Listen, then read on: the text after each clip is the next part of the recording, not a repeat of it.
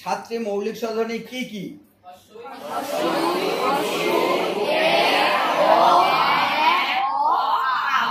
এই মৌলিক সাতটি স্বরধ্বনিকে মোট কটা ভাগে ভাগ করা হয়েছে? 14টা। 14টা। জিহ্বার উচ্চতা অনুযায়ী স্বরধ্বনি কয় প্রকার? 4 প্রকার। স্বরধ্বনি কি কি?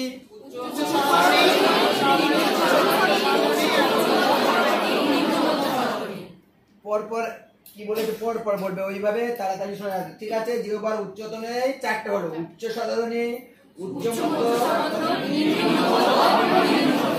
জিহ্বার ফাঁকা স্থান অনুযায়ী স্বরধ্বনি কয় প্রকার?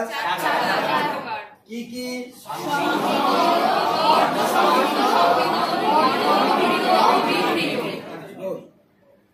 জিহ্বার এগিয়ে আসা অনুযায়ী স্বরধ্বনিকে কটা ভাগে ভাগ করেছে? কি কি?